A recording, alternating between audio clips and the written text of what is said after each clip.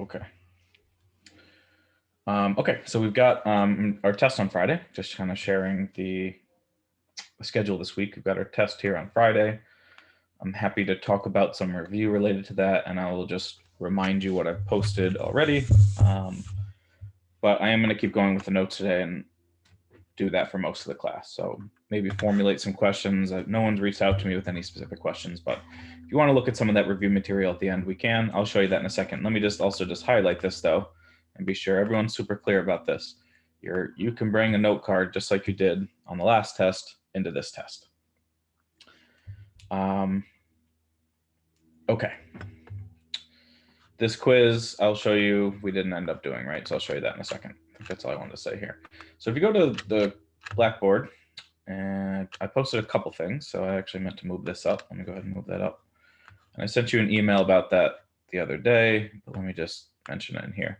So this document right here, this review reference material from pre-calculus, I tried to split up the most important pages from my pre-calc courses into sort of three sections: trig, algebra, and exponentials and logs, for you to reference. So if you're having trouble solving an equation, or you need to review how to evaluate trig functions, whatever it is, that you're sort of struggling with from a past class, I'm trying to summarize those in these documents. So just be aware that those are there. And then if you go to the test topics folder, test topics, practice problems and solutions, there's lots of stuff here for test 2. So test 2 topics, posted some review problems. There's some worksheets here, first and second derivative test, and I posted some practice quizzes. So this is the quiz that I had intended on doing last Friday, and then I moved it to Monday and just never got around to it. So that's okay. Here it is just for practice. This is sort of what the test is going to look like in terms of derivatives. And so that's a good thing to practice. And then if we had more time, I would have done a quiz on critical points and the derivative tests.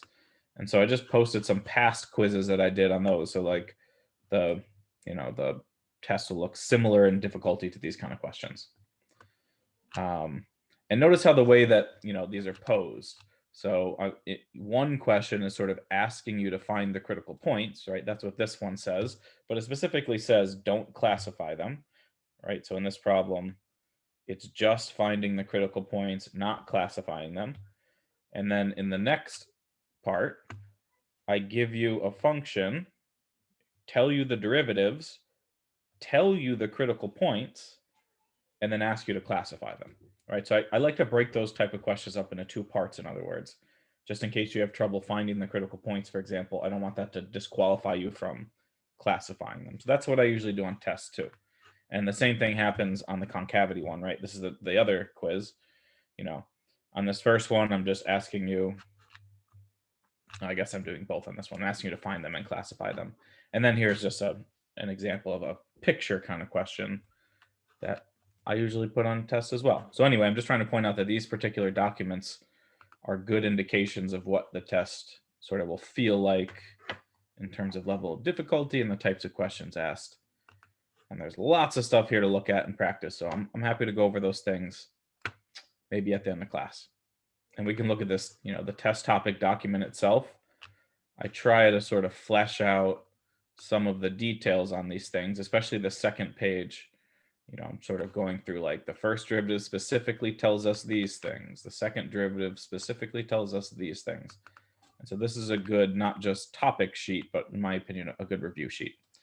Anyway, what I'd like to do is spend a good half the class on optimization things, kind of keeping with the schedule. And if people want to look at some of the review stuff at the end, I'm happy to do that as well.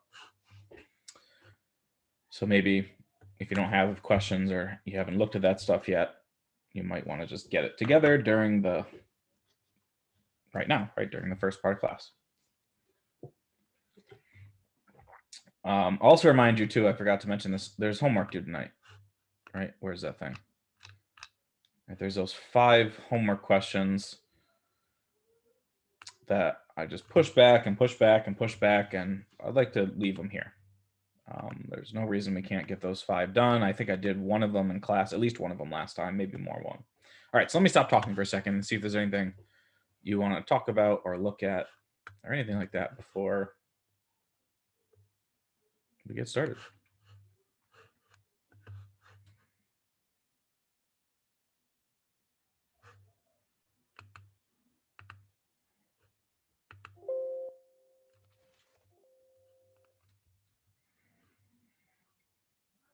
All right, if there's not, let me just make sure there's nothing in the chat. Looks good. If there's not, I would like to talk a little bit about optimization. And one of the reasons I don't feel too bad about doing this right now is because it'll actually give us a little bit of review for the test on Friday. There's some stuff in this next material that's relevant for that. Okay. So notice how I've got all the quizzes in here too, right? All those quizzes I just showed you are in, ready to go if you want to look over those. So let me know. All right, let me open up the notes. Okay, so optimization problems are really cool. It's just like one of the things that I think is kind of one of the culminating topics of calculus, in our version of calculus at least, because we're really building up to this, and everything we've been doing has been placing a block on top of the last thing, and we're just keep using it to move forward, right? So we like talk about limits. We use limits to talk about derivatives. We use derivatives to find maxes and mins. And now we're going to think about maxes and mins in the context of real world applicable problems. So I hope that's exciting to you. That's sort of like, the point of this class for a lot of people is not necessarily learning the math, but thinking about what's applicable to your own field, right? And so let's talk about optimization. And this first part, this sort of part that's on the screen right now, is supposed to motivate you to think about why we care about this, right? So optimizing something, when you think about the word optimization, hopefully you think of the word optimize. And so when you think of optimize, I think most people would think, oh, we're trying to get the most out of something, right? Trying to optimize. And that's the idea behind here. And getting the most out of something is really, really common in every single field. It doesn't matter whether you're, an investor trying to get the most out of your investments, or a conservationist who's trying to get the most out of the species, right? Have the most diverse species, for example, or maybe we're in disease, we're in the COVID business, right? We're trying to minimize COVID, we're trying to reduce COVID. Minimizing something is also an optimal thing if you want it to be as small as possible. And so what I tried to do here is just give a couple examples. What I have 6 bullet points here that sort of talk about different possible scenarios. And I hope one of them relates to you, and you can relate to one of these examples. But I also hope that you can think of your own example that might be interesting for your own field. And so as we go through here, I would like to box in a few things. I'm going to box in green things that are constraints. And I'm going to box things in blue that are things we want to optimize. And what I'm trying to say when I write those two things down is, in most situations, you want to get the most out of something, but you have some constraint associated. So back to my previous examples, you want to maximize your profits in an investment, but you only have so much money to invest, right? So the constraint there would be the money. You want to minimize disease in the region, but you only have so much influence over people's behavior, right? So you're sort of constrained by people's behavior.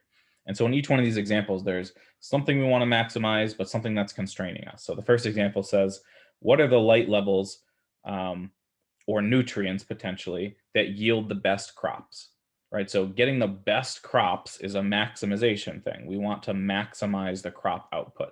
This is something farmers think about all the time, right? They're trying to maximize their crops.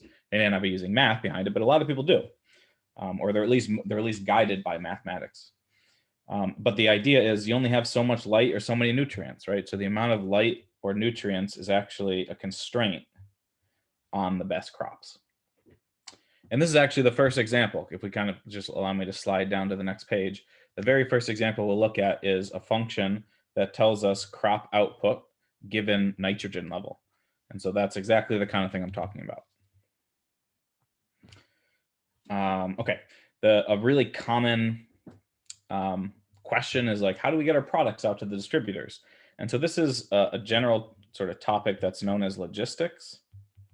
I don't know if you've heard of that field. It's actually a field itself. Some big colleges and universities have logistic departments that sort of focus on these kind of questions. Really common example I've heard of in mathematics is, um, you own McDonald's or some store where there's a bunch of your sort of sub stores or different chain locations throughout the country, and you have to get your product to all these places, right? Your hamburgers need to be at every McDonald's or something.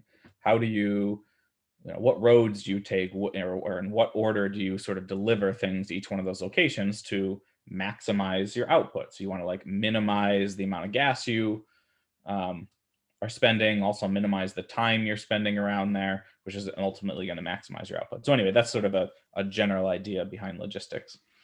And I'll just sort of plug my own class. Math, I think it's 4,400 next semester, studies these kind of problems and some of the math that you can use to answer those kind of problems. Okay, the next example I put down there was like, oh, you only have so many supplies, but we want to given a limited amount of supplies, how can we make the most effective or the most cost efficient or the largest product, right? So each one of the things on the end there, so either most cost effective, efficient, largest, each one of those things is like a maximization thing, right? Or at least an optimization thing. But oftentimes you're limited by what you have, right? You have a limited quantity of supplies. We see an example like this in a couple pages. Let me just go ahead and show you that one. This is an example where we're trying to build some amount of, or trying to build the biggest fence possible, but we only have so much fencing. And so we have some conditions we're trying to maximize, but we're constrained by our material. So we'll look at one like that in this one. Okay, this is one I always come back to, like the dosage or frequency of a drug, right? We want to effectively fight disease. And so fighting the disease would be the thing we're trying to minimize. We want to minimize disease, but we don't want to hurt the patient, right? And so hurting the patient is something we need to be careful about. In other words, if someone has a disease, we could oftentimes blast it out of them or something, but you might kill the patient in the process. So that's actually a constraint to think about, hopefully, obviously. Or the second part of that, or the patient becoming broke. Maybe there's really good methods to doing things, but people can't afford it, right? So those two things would be constraints. All right, the next bullet point is my favorite one. I know people are constantly trying to calculate this in their head. And in reality, we're all trying to do that, right? What's the least amount of effort I can put into Math 2300 while still getting the grade I want, right? So you're trying to minimize effort, but you could just do nothing, of course, but you'll fail the course, right? And so you still want to get the grade that you want. So that would be a constraint. And that's kind of I know this is kind of a joke one, but it's in reality, it's true, right? You're all distributing your effort over your classes and you're sort of calculating in your head the best way to do that while still maintaining whatever your grades you want to be. And oftentimes we devote more time to one class than another one. I will preach. Thank you, Josh. But in reality, we're not using equations, but that is something you're considering. Okay. And what I think about my own research is sort of the last example. I do many different things, but one of the things I think about is we want to limit some sort of invasive pest, but we only have so much money, right? So we want to limit some population. That would be a minimization thing, but we're constrained by our funds. So that's a really typical kind of thing that we want to do, that mathematics provides us with the tools to approach. So hopefully these give you an idea of the kind of questions we'll ask. You'll see a few of them in practice. We'll do some homework exercises related to this. This homework is due next week, so don't freak out too much about it. Not on the test, of course. But this is ultimately what we've been building towards, right? Answering these kind of questions. Any thoughts or anything about anything? Is anyone thinking about one in their own head about something that popped in their mind, something they're familiar with or curious about? Just wondering if you've been inspired. Anything?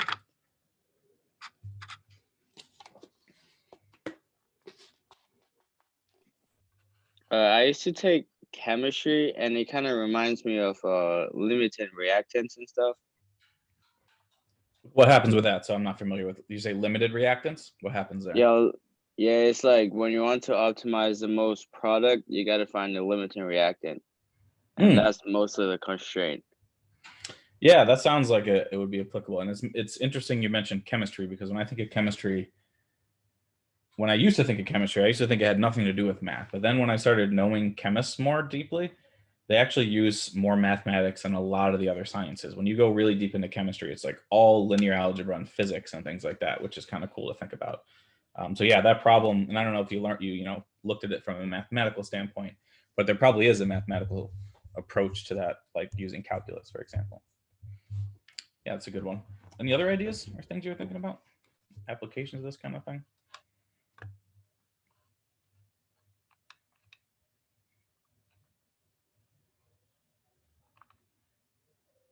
All right, well, maybe some of the examples will kind of inspire you, or at least show you how this can be used. And hopefully you can sort of see that, hey, we're in calculus, right? And calculus, just this paragraph I'm highlighting, we find maximum minimum in calculus. So if we want to optimize something, which usually means finding a max or a min, then we can do that with calc. Now we need an equation, right? So that's what separates things from, I don't know, like what Josh was saying in a chemistry situation. Yes, there's probably some equation that sort of underlies that, but until we have calculus, we usually don't see those equations. And so in other words, you can use your calculus now to look at things more deeply with equations. Anyway, let's look at sort of the general steps. And so this is the thing that people always get tripped up on, right? All the optimization problems are a little bit different. And if you just page through the next couple of pages, they're very different flavors. And you might, if you just sort of compared the questions separately, you might not even realize they're the same topic. Now that's fun and exciting because we're actually doing real world stuff here, but it can also make things a little tricky. And so to try to help with these things, I've listed some guidelines to follow when you're doing these problems. But the thing is important to note, maybe just right off the bat, is that some steps aren't going to apply. So these are just general things to look at. But if you don't apply one of them, it's okay because it may not apply. So some steps don't always apply. Like, for example, you can see it says drawing a picture, if applicable. Sometimes drawing a picture just doesn't make sense. Oftentimes it really does help, but if it doesn't make sense, then don't do it. That's the kind of thing I mean. And the other thing I'll say is some of the steps might apply, but they've sometimes been done for you. And so sometimes a few of the steps will have been done for you.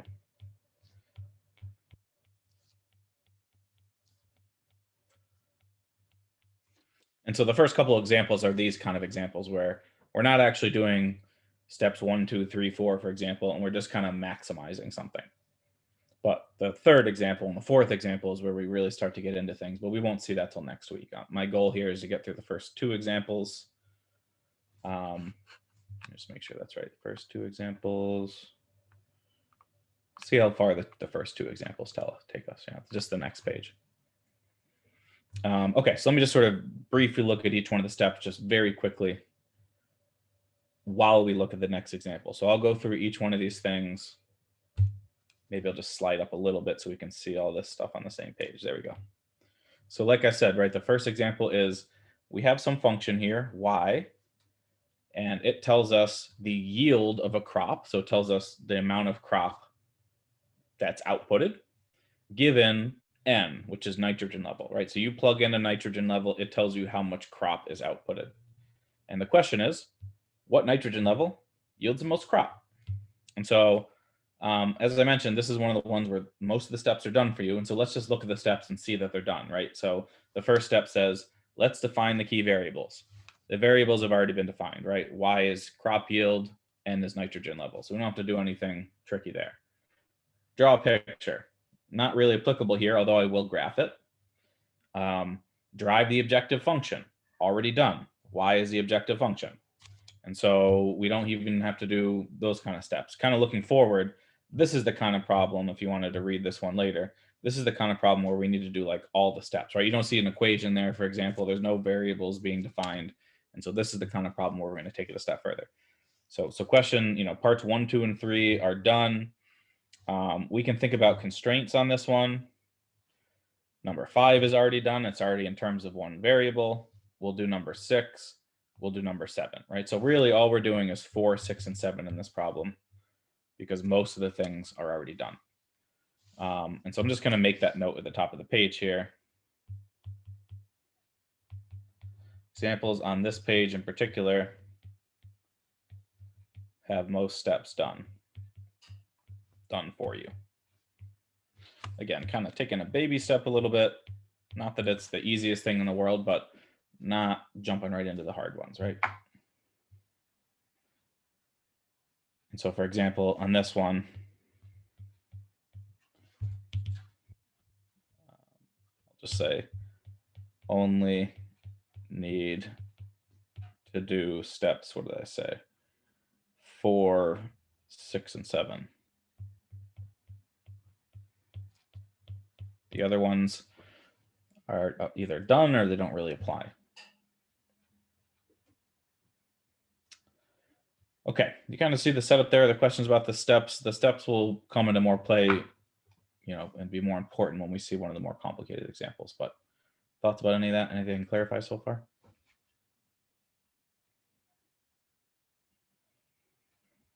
All right. Let's graph this thing. It's always a good idea to graph it. I graphed it ahead of time. And here's what this y function looks like. It kind of does a funky thing. It does this. Oops, that's not quite right. It does this, goes through the origin, and does this. And so it's got like a max on the right side and the positive values. So these are the n values. And then the output is on the y-axis, which is the y, right? It's a crop output. And so I wanted to look at that because it has a max and a min, right? We're trying to get the most out of these crops. And so we're really looking for the max. And hopefully that makes sense. So kind of like looking at what yields the most crops, what that's saying is we want to find the nitrogen level, which I'll call n star. Oftentimes we represent like critical points with a star or something like that. So we're going to find the critical point n star such that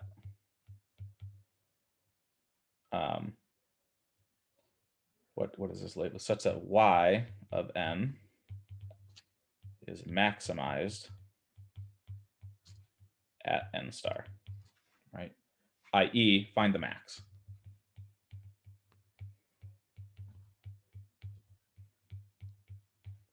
That's what I'm trying to say. And we can see it's there in the picture. I didn't label any of the axes, but we can see it has one. Does that make sense? That's what this question is trying to ask us?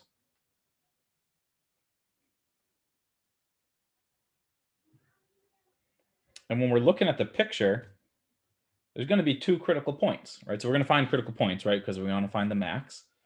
And so there's 2 of them. There's a max and a min. And the min is over on the left side. In other words, negative nitrogen levels would produce that min. And so that doesn't make sense, right? And so that's where the constraints come in. Right, that's step 4 that I said we should consider about this. We can consider the strains. Constraints. Let me spell it right. Right, we can't have negative nitrogen, and we also can't have negative crop output.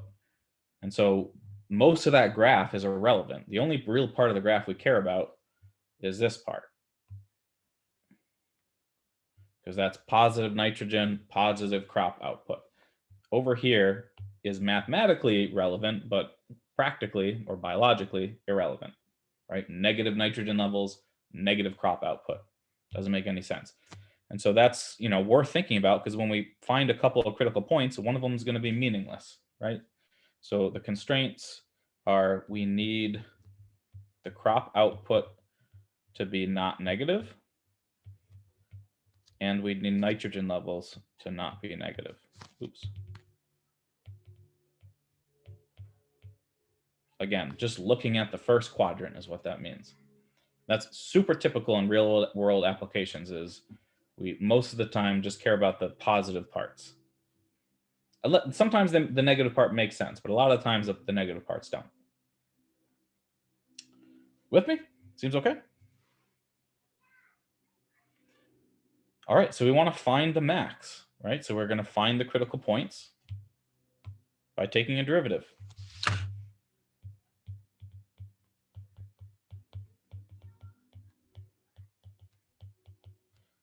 This is the kind of thing that should be a good review for the test Friday. I'm going to ask you to do this kind of stuff with functions that look kind of like this. This is not that complicated of a function, right? Yes, it's a quotient rule, but there's polynomials in there, and the derivative is not that bad. And so this is the kind of thing that hopefully makes sense. And if it doesn't, this is a good time to ask a question about it, right? So it's a quotient rule. So it'd be, so we're taking the derivative. So it'd be f prime g minus f g prime all over g squared.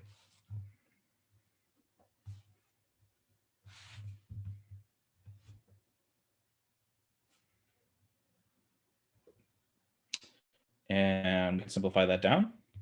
That simplifies down into 1 minus n squared on the top, on the numerator. Right, and we want that to be 0. So let me just sort of pause there and see if that looks okay. This is a 2n, and the 2 is a little bit funky. Let me rewrite that part.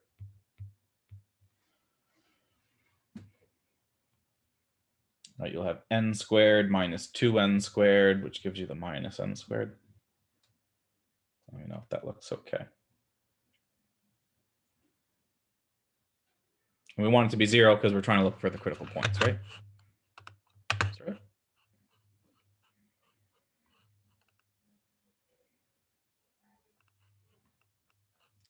I get this in here. I thought that was just attached there. Go back in there.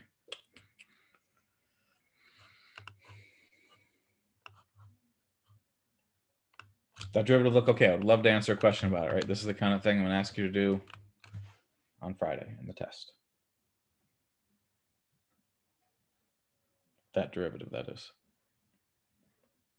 All right, well, if we want the derivative to be 0 and it's a fraction, we want the numerator to be 0, right? So we talked about this last time as well. The derivative will be 0 if the top is 0. And that means that we need 1 to equal n squared, take a square root, and we get n equals plus or minus 1. All right, so I'm going to label the graph there then. What we just found, probably the max is that place at 1, and the min is probably over there at -1, right? So I just labeled the graph. I know it's one of the bad things about doing this online is you can't see where my hand is on the paper and stuff just pops up. So anyway, I just labeled the graph with those 2 points. We're going to verify that we did find the max, but you know, just looking at the picture, it's probably at 1. And -1 is outside of our constraint, where we just said that the constraint is that we need to have positive n values. So it doesn't n equal -1 doesn't make any sense. And so we can just go ahead and throw that one right out. Right? N equals -1 outside the constraints. And so ignore it.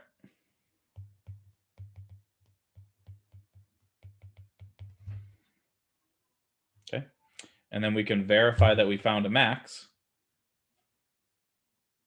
using one of the tests. Sorry, that constraints looks terrible there. Let me rewrite that a little bit better.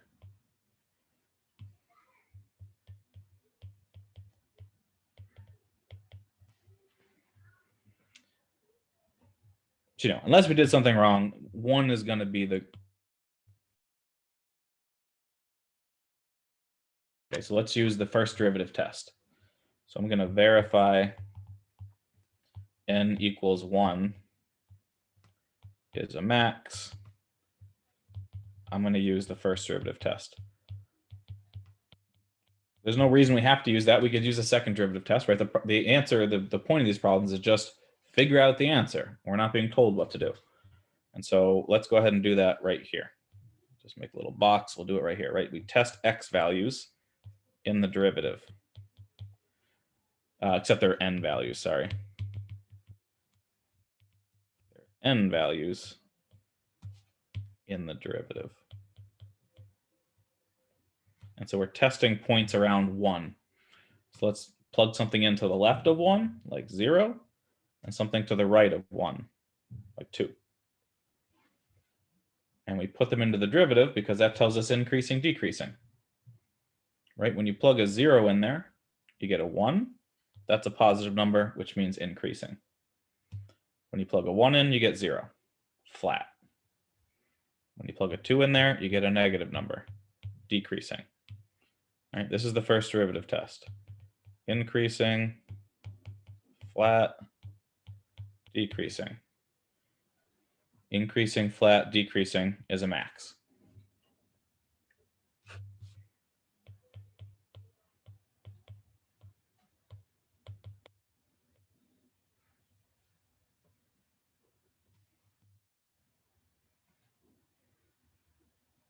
How does that look?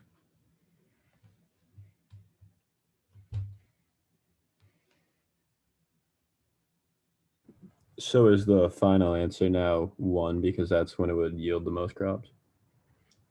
Yeah, so I want to review sort of what we were trying to figure out here in just a second. That's exactly the question we should be asking. But is the math okay? Or the questions about the algebra, anything before we kind of punch it home? I'm going to write one more thing down and I'll out of room here. Questions about the process at all first?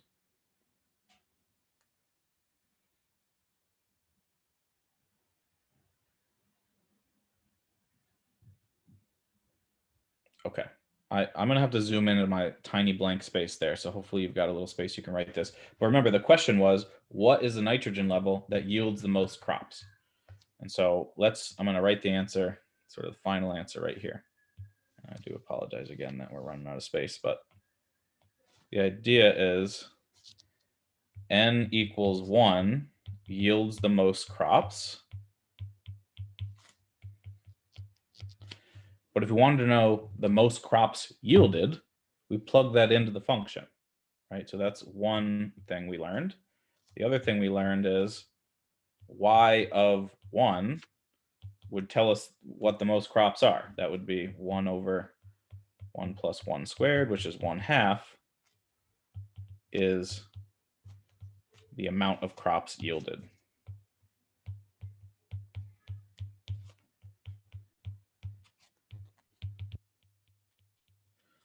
Apologize that we got a little bit crunched in there, but those are sort of the takeaways of the problem. And we're not really told what y is measured, and I was just trying to check that. It just says the yield of the crop. So maybe it's in like tons or something like that, and half means half a ton or something. Not really sure, but depends on what the units of y would be. I'm assuming it's not number of crops, though. I'm assuming it's not like half a crop. Things like that are usually measured in like truckloads or something like that. All we're doing is finding a max, though, really, and we're finding a max and interpreting it in the context of our problem.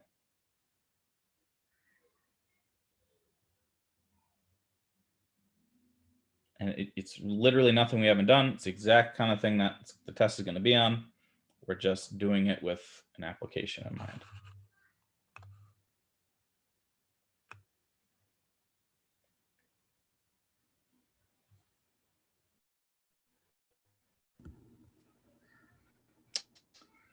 Questions at all?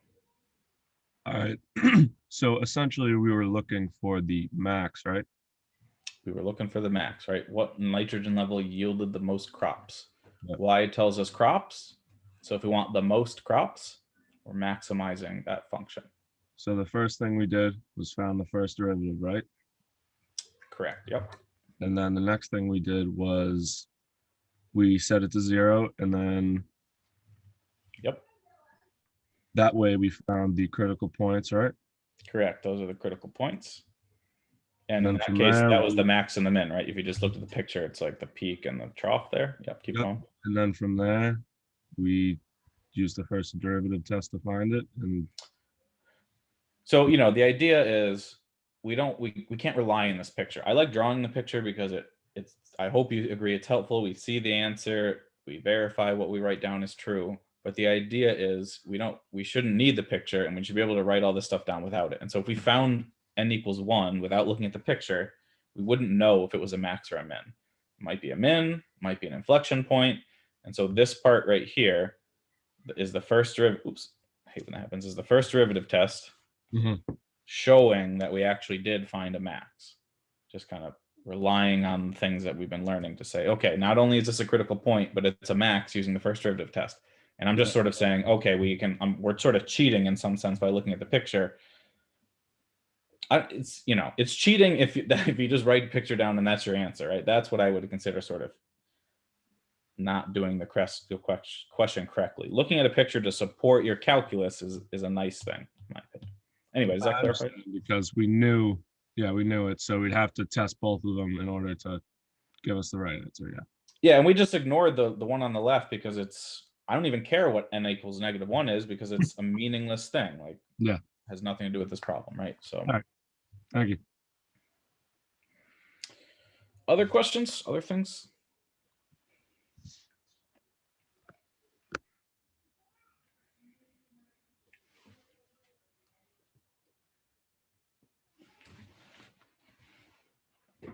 I didn't actually check to see, or haven't yet checked to see how the homework went on Monday. So I'm assuming it went okay based on there not being questions, but let me know again. Test on Friday. Would love to clarify any of this stuff. And we can spend a good half hour, I think, on review and those kind of things, but I would like to look at this next one. It's pretty much the same idea. So hopefully if that one didn't make sense, this one will drive it home a little bit. So it's the same kind of problem, just a different context. So in this context, C is telling us the concentration of some drug in the bloodstream. So we're ingesting something, and then T tells us hours after ingestion. And so it tells us, like, over time, how much is in your body. Right? When you like take aspirin, it doesn't go right into your bloodstream, it sort of gets absorbed over time. And so it's the same kind of problem where we don't have to do most of the steps. We're going to do the same steps we just did last time. We're going to find the max, think about constraints, interpret our answer. And so, yeah, let's just do that. It's very similar, so we don't have to spend too much time in it. We have the same constraints. C has to be not negative, and T has to be not negative, right? Concentrations can't be negative, time can't be negative. And so we're kind of focusing in on the first quadrant again. Actually forgot to graph this one ahead of time, so let me go ahead and do that real quick, just so we can look at the answer as we're doing it.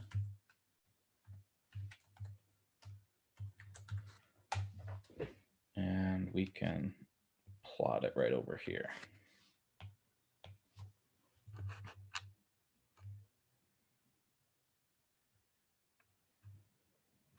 It actually looks very similar to the last one. That's interesting. Well, I guess they're both rational functions, so it's not that interesting. They're actually very similar functions. It's not even worth drawing. Anyway, it's very similar, actually. It looks just like this one. Not all functions look like that. Okay, but the same kind of thing. Well, looks like we'll probably get 2 critical points. One of them is going to be irrelevant because it'll be negative. We'll just sort of verify that we've got the max, right? And so the question here is, what's the highest concentration that the blood will ever get? Okay, that's a relevant thing. If it's, if it's like a deadly drug or something, you don't want it to get too high, for example, or if it's, you need a certain amount in your bloodstream for it to work, that's important. So when's it going to get there? So, it's a relevant question. So just to be clear, the highest concentration means we want to find the max of C of T. Right, find the highest concentration. So we'll take another derivative, another quotient rule, and a not too bad quotient rule. F prime G minus F G prime all over G squared.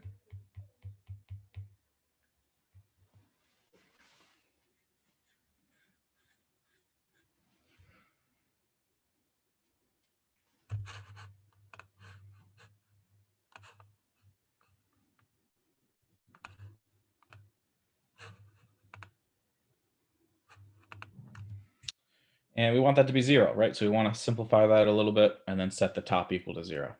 And so when you simplify it, it ends up being 12 minus 12t squared plus 6 on the numerator. I'll rewrite the bottom, but the bottom doesn't really come into play that much, right? Because we want this to be 0, it just has to do with the top. And so we take the top, and set it equal to 0.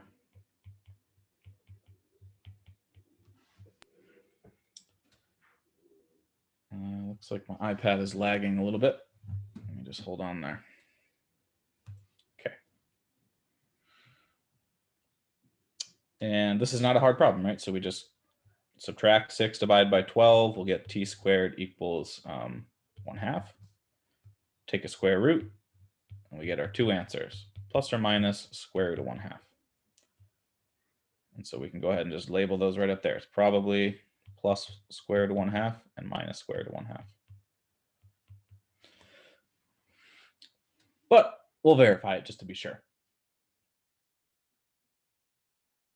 And, you know, just to kind of be clear, in theory, we might find multiple positive ones. And if we found multiple positive ones, to John's question before, that's when this classifying them is really important. Right? It's possible that we have a function that kind of does this thing over here. And if we're trying to find the max, the question is, you know, we'd have 3 critical points and we would classifying them would be particularly important. We're just looking at sort of quote unquote easy ones right now that only have 1, but in practice, there could be more than 1.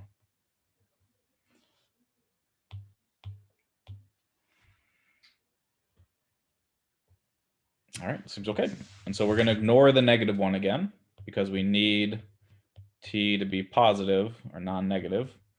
And so we're just going to classify the positive one. And I'll use the first derivative test again. Are there ever going to be a situation where when you set the top equal to 0, the bottom might equal 0, making the problem like have to be solved a different way? So if that were the case, that would imply that the derivative would be undefined at that location, which would mean it would be a discontinuity. So, so no, the top and the bottom can't be both 0 at the same time. It's possible that the bottom would be 0, which would be a discontinuity, or the top would be 0, which would be a flat point. But unless I'm mistaken, I don't think they can both be 0. I'll have to think about that a little bit. That would be like a real special case because that would imply some kind of discontinuity, kind of really funky one. Right? We saw that when we looked at limits. That happens in limits, but I don't think it happens in the normal function. Let me think about that again, maybe get back to you, but I don't think that's possible. Thank you.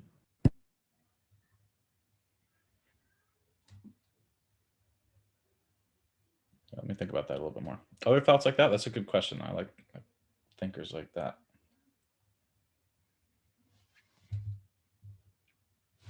All right, let's just classify it real quick. So I'm going to do the same thing here. Let's see, we have t values and we're plugging them into c prime. And square root of 1/2 is in the middle. Something less than it would be 0, and something bigger than it would be 1, right? So those are nice, easy numbers to plug in. Sorry, again, I got kind of crammed there, but when you plug in 0, you get a positive number. When you plug in square root of 1/2, you get 0. And then 1, you get a negative number. And so we have increasing, flat, decreasing, and so this is a max. You know, we knew it was looking at the picture, et cetera, but we've just verified it.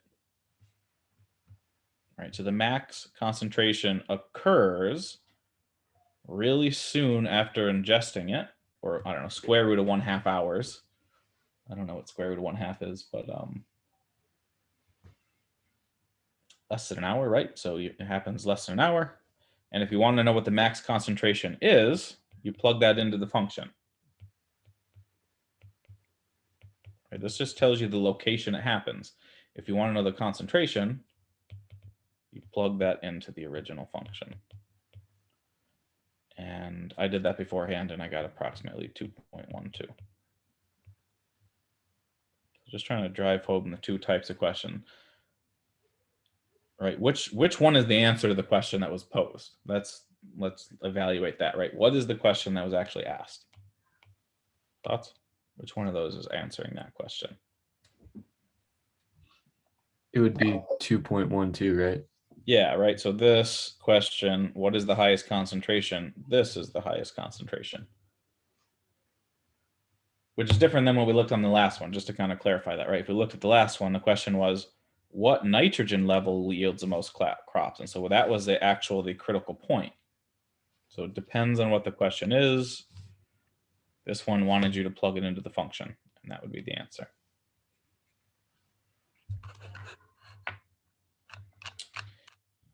Okay.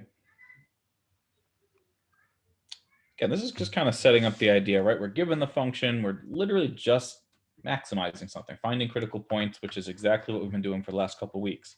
We're moving into, if I just kind of preview the next one are the really kind of cool ones where we're going to do it all. We're going to think about what we need to maximize, create an equation, define variables, find the maximum, and get like a real world solution to think about, which is, I think is kind of cool. Lots of different ways to apply this stuff. All right, I want to look at review. I'm happy to look at anything you want to right now, but I thought I'd at least look at the topics and open it up to see if there are questions. If people don't really have things to talk about, I may just come back to optimization or maybe just end class. I don't know. But let me just sort of review a few things about the topics. Anything about the notes first, actually? Questions before we move on?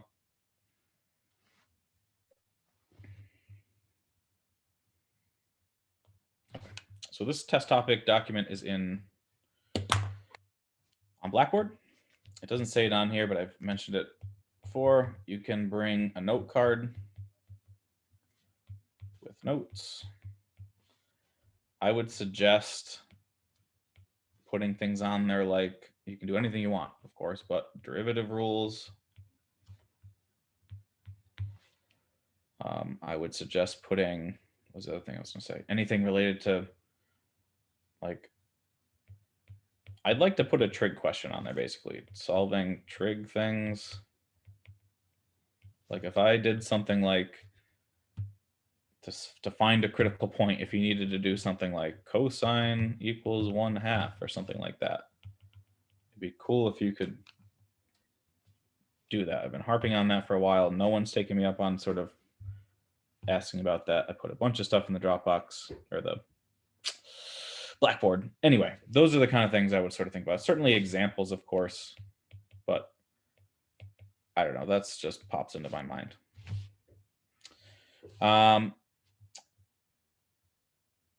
The thing I will provide are the limit definitions. You can see that right here, right? So I'm going to ask you to do like the limit as h goes to 0 of f of x plus h minus f of x over h. We had a quiz about that didn't go so well, right? It was this quiz right here, I believe. We had a couple of examples on this quiz. I'm going to ask you to do one of those problems. I'm going to give you the formula. It's going to be similar to this kind of process or one of the many ones we saw in class. I'm going to ask you to do that. So maybe you want to write some stuff on your note card about that. But you can see, I'll put the formula on there. So you don't necessarily need to put the formula, maybe an example or something. It's up to you. What you have in blue is what you're referring to, the formula for that? Yes. Yeah. Okay. And, big part of that question is just going to be plugging things in. Like if you plug things into this formula correctly, you're going to get most of the points, or at least half the points, I would say, just right off the bat. This is kind of an important thing that continues throughout the course. It's in the homework for tonight and things like that. But this is just reminding you that, the derivative being positive tells you increasing, derivative being negative, decreasing, 0, flat, right? We've been looking at that a lot. So I'm trying to lay out that kind of stuff. Basic differentiation rules, maybe note card on that one. I don't mind telling you, I'm probably not going to ask you to do multiple derivatives on this particular test. I was just looking at it and I think there's enough on there for that. Well, that's not true. You'll need to do the second derivative test at least. All right. But I'm not going to make you do like 3 or 4 derivatives probably.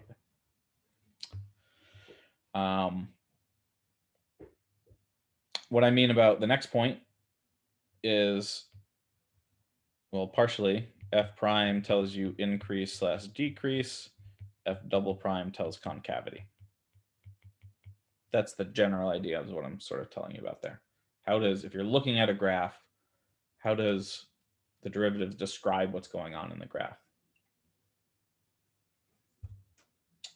Reminding you how to find critical points, right? You look at the function where they don't exist, and you also look where the derivative is 0. So those two things, 1, 2.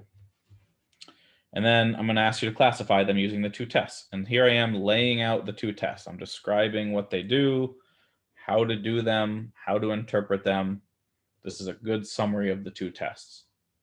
We just did the first derivative test twice in class just now, right? The second derivative test has to do with concavity. There's plenty of things there as well. Now, to help, in my opinion, I'm trying to like relate all these things together on the next page, right? So I know one of the things that people get confused about is it's not clear, like the differences between the function, the derivatives, the first or second derivative, what do they tell us? How do we use them, etc. And so here I am trying to sort of say everything we need to know about the first derivative, everything we know about the second derivative, right? The first derivative tells us instantaneous rate of change, increasing or decreasing, slope of the tangent line, velocity, max or mins are at the flat points. We use the first derivative test, right? So this is sort of all the things related to the first derivative. And then this is all the things related to the second, right? It tells us concavity. It tells us acceleration. It tells us inflection points. It tells us maxes or mins using the second derivative test. And remember, there's also this part, which people got really confused about on one of the homeworks, is that the second derivative tells us information about the first derivative the same way that the first derivative tells us about the function. And so I'm trying to lay that out at the bottom here. So in other words, when this is more than just a test topic sheet, it's trying to clarify some of what I've found to be the common misconceptions or sort of issues, describing the tests and things like that, and trying to clarify things. Most of the issues with this test is just getting things straight about the first and second derivative, right? Okay, so that's sort of my summary of topics. There's tons of stuff to look at. Lots of homework problems. Are there specific things or topics that people are interested in me reiterating or going over again or clarifying? Anything you want to talk about?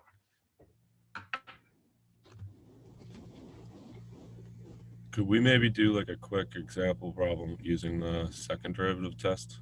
I know we did like the first derivative test in class today, so. Sure. Let's see here. What would be a good thing to look at? I think I might just look at this question on this quiz. Not this one, though. This example one. So,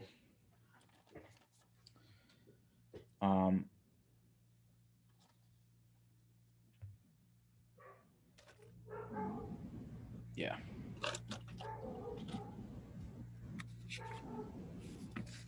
I think I might just annotate this one a little bit. So the second derivative tells us concavity. And so when I say concavity, I mean this, something like this would be the second derivative being negative, so concave down. And something like this would be the second derivative being positive, right? So it's concave down and concave up. And so if we have a flat point, i.e. first derivative is 0, that's concave up, that's got to be a min. And if we've got a flat point that's concave down, it's got to be a max. That's sort of the idea. And so we always find critical points the same way, right? We look for the derivative being 0. And so that's always the first step in these problems, is like find the critical points, which means take the derivative, set it equal to 0. And this one's just a nice, easy power rule one. And so that derivative just becomes, very easily this right here. And I made fractions in there specifically to make a nice derivative. Right? We want that to be 0 because we're trying to find the flat points. And so that factors into this problem. And that's how we get these 2 points out of there. Right? And so these are the flat points because the derivative equals 0.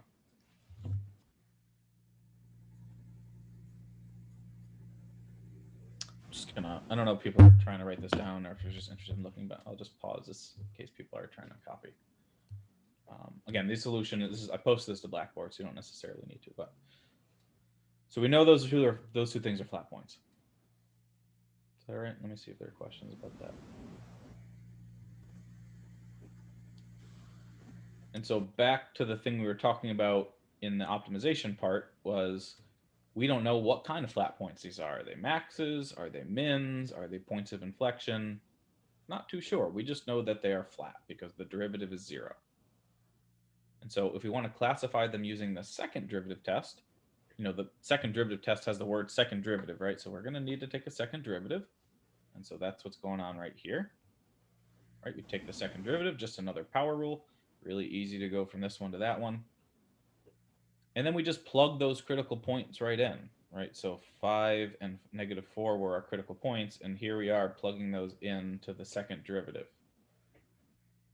Because if the second derivative tells us concavity, positive means concave up, negative means concave down. So it's a flat point where we're learning about the concavity, right? So it's a min, kind of zooming in on this a little bit more, because the first derivative is 0, it's flat, and the second derivative is positive, concave up. And the opposite's true for the other one. It's flat because the first derivative is 0 there. It's concave down because the second derivative is negative there. And so that's the second derivative test, right? We take flat points and we look at their concavity.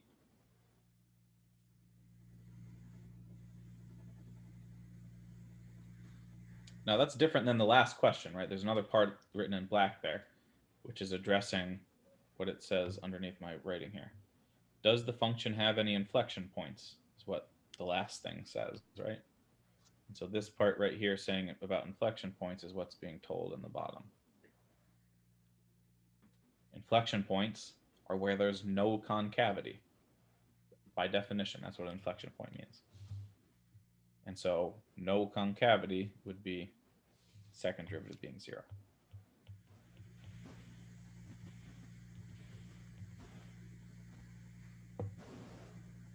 And so that's another thing that we could potentially do with the second derivative, as it's not the second derivative test, right? The second derivative test is testing whether or not something's a max or a min. I actually made this document yesterday that I didn't, or on Monday, that I didn't get to share with you. That maybe I should share with you now. I can at least put it up somewhere. But are there questions about this before I sort of show you a little more thing? Just made me think of something. So the thing I put in here, where is it? I thought I put it in there. I thought I called it summary. Maybe I put it in here, actually. Nope, I put it in here. That's right. So I don't know if this is, I had made this document just for a homework problem, you can see, but it kind of summarizes critical points and what the first derivative and second derivative tests tell us. I don't know if this is a helpful thing that you're interested in me posting somewhere, but what it's telling us is, how we find critical points here and the different kind of scenarios, how we classify them, and noting that discontinuities are where they don't exist. Maybe this isn't as helpful as I thought it was. Yeah, maybe we can forget that. Let's go back here. All right, what else you guys want to look at? Still some time left. I'm actually late for a meeting. I'm happy to stick around until 12:15 though, if people want to keep chatting. Love to look at. Can we go over one for max and min? Can you say that again? Can we go over one in max and mins? What do you mean by that? From the homework? Yeah. Do you have one in mind? It was one that, well, it was with infinity and stuff like that. Like greater than, lesser than, something like that.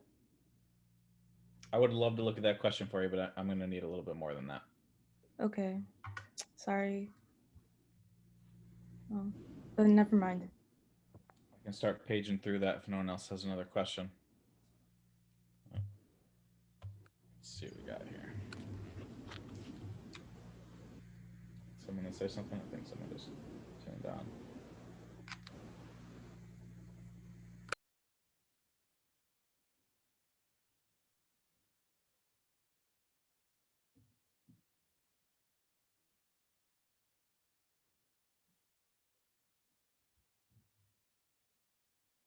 Oops, that's not what I wanted. Something about infinity. Let's see here.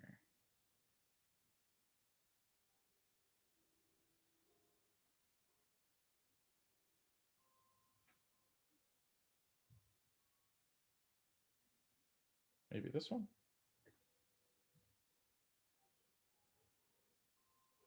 Yeah.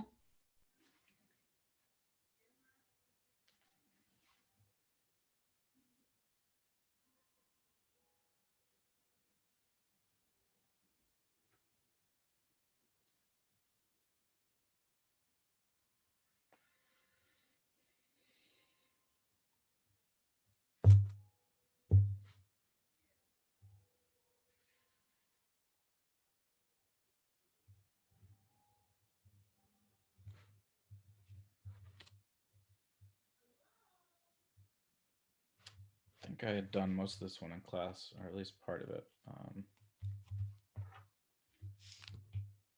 Do it again though, either way. All right, so if we're trying to find critical numbers here, we want the first derivative to be 0. This is a product rule, which is going to be f prime g plus f g prime. I think I had at least done that, and I want to say I like set up the rest of it. We can kind of finish this one off. Stop me at any point here if that doesn't look okay, right? So we want that to be 0. And this is the kind of thing that I posted in the review documents that, I've looked at in class. Of course, we've looked at a couple solving exponentials, but if you get to something like this and you're like, I don't know how to solve an equation like that, you should look in the documents I posted, the review documents from pre-calculus. Right, so when we have exponentials in an equation, what we've talked about and what the review documents talk about is you factor it out. And we factor it out because that's helpful, because you set them to equal 0 separately. Right, and what we said a couple times is that e to the x is never 0. So we don't get an answer out of that one. But the other one's a quadratic, and so we will get a couple answers out of this one. We can factor this one or use the quadratic formula. You can always use a quadratic formula, but this one's factorable. Factor the x out. My goodness, if I can write. And it would be this. So our two critical points are x equals 0, x equals -2. So over on the answer thing, we would write in -2 and 0.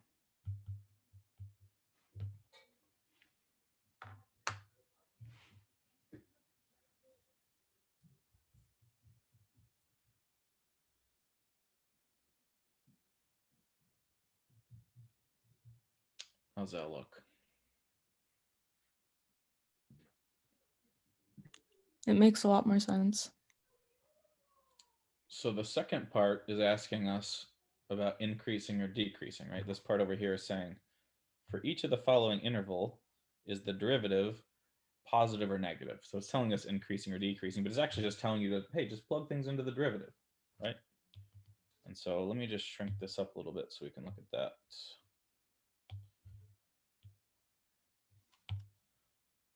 So is this just finding out if it's just what's it called minimum, max, or min? So yeah, so this part's getting you to do the first derivative test. And then you use that to classify them down here. Okay. Right, so it's saying plug something in before the number, between the numbers, after the number. Use that information to classify them. So it's trying to get you to do the first derivative test. So I'm going to erase that because I'm running out of room. Or maybe I can just add another page here. That's why I bought the app, so I can do amazing things like that. Maybe I don't need that, actually. Anyway, let's keep going. So the idea is we're trying to test points around the critical points, right? It's like we know -2 and 0 are the critical points. So we want to test something here, here, and here. That's what this is saying. It's saying in those intervals, plug a number into the function, which is everything. That's what we've been doing a lot with these first derivative tests. It just looks a little bit different, maybe the way it's asking, right? So in other words, this kind of thing. Are these x values? I can't remember yet. So x, f prime, right? So we're going to plug something less than -2. So -3, right? -2. Something between -2 and 0 would be -1, 0, and then something past 0 would be 1. Right, so we're testing things near our critical points. We know that these two are just going to be 0 because they're critical points. The idea is what's happening on either side of those. All right, and we're plugging them into the derivative. So maybe I'll just rewrite the derivative down here. The derivative was e to the x times 2x plus x squared. And so e to the x is always positive. E to the x is always a positive number. So it really only depends on the second part. Right? So it'd be like e to the -3 times 2 times -3 plus -3 squared kind of thing. E to the -3 is a positive number. When you square -3, you get 9. So you get like some positive number times -6 plus 9 is 3. That's going to be a positive number. So we know it's increasing, for example. Right? This 0 is flat. When we plug -1 in, we're going to get some positive number times -1 plus 1. I'm sorry, -2 plus 1, which is a positive number times -1. So that's going to be negative. Right? And so this information tells us we have a max. Because we have increasing, flat, decreasing. And we would do a similar thing on the next one. Let me just pause there. I feel like I've talked for a bit here and see if that looks okay.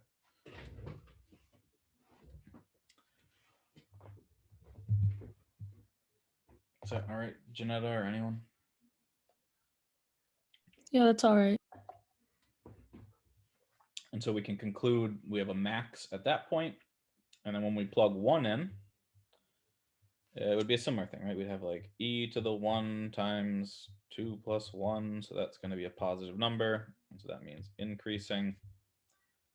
And so we have decreasing, flat, increasing. And so that means we have a min at 0. Right, this is the same. This is the thing we were just doing a second ago with optimization things. It's just we're doing it now with just a different function.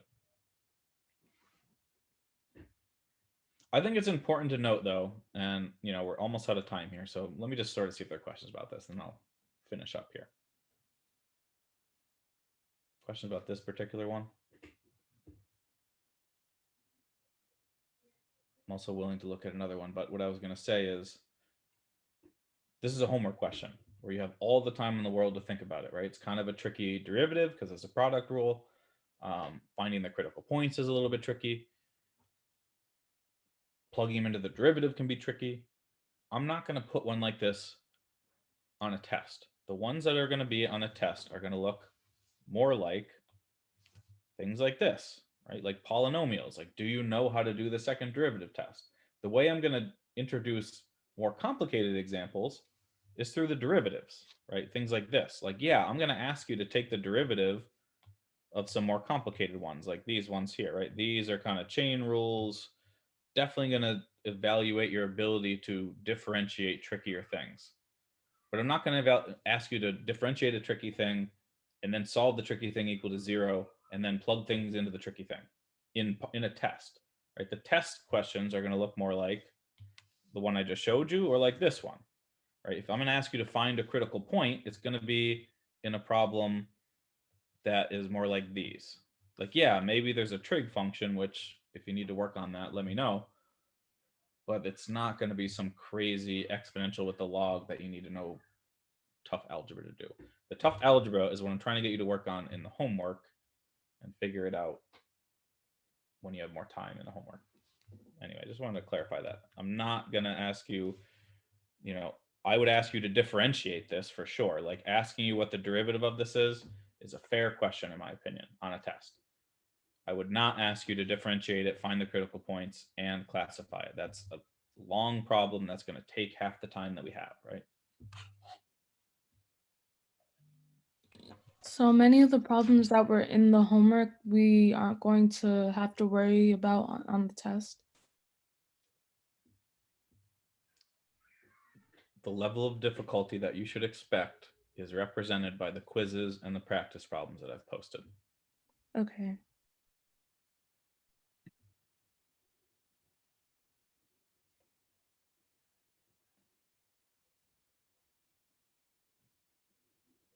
Other things? Again, I've got a meeting. I'm already late for this meeting. I would be happy to end here and pop over, but I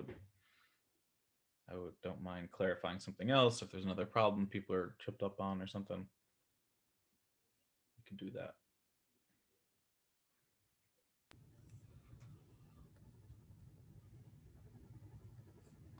Professor, just a quick question. Yep. Would you recommend drawing a unit circle on the note card, or is there not a lot of trig problems that it's better to use the space of the note card in better ways? I'll put a unit circle on the test. How's that? I'll put a Okay. full-on unit circle Okay. with all the values. The one from my notes from pre-calc, for example, I'll put it right on there. It's gonna go on the other sheet of formulas, right? Say that again? Are you gonna give us the formula sheet, or are you gonna already provide the formulas like if we need, like the x plus h, or should we write that down? I'm just gonna write those formulas like on the part Whiteboard? of the question. Like, Oh, okay, okay, here's the formula, use it to do this in this question. okay. The only thing I'm going to give you as a reference maybe will be, I'll probably write down like the chain rule just in case, and maybe the quotient rule and the unit circle. Okay.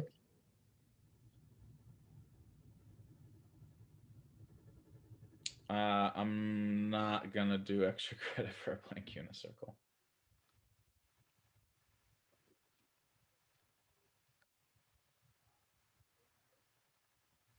All right. I'm around tomorrow too. I don't have official office hours. If people want to set something up, I always offer this and then no one takes advantage of it. So I'll just say it again. If you want to set up a time, I could pop on tomorrow night after 8 to look at some stuff. But I'm going to require that someone actually asks for that and initiates it. So let me know if you want to do that. You can use both sides of the note card. Yes. I know, Rashid, you had issues with this last time. A single note card, not a stack of note cards. Okay, thank you. And are you still going to bring calculators? I'll bring calculators, sure. Thank you. I'll let you, I'll use graphing calculators too, so you can look at pictures. It's fine to look at pictures. It just needs to be supported with the calculus. Okay, thank you. Well, bye. All right, keep those questions coming. Email, let me know if you want to do something tomorrow night, and we can do that. And you guys are going to kill it. I know it. Have a great day. You too.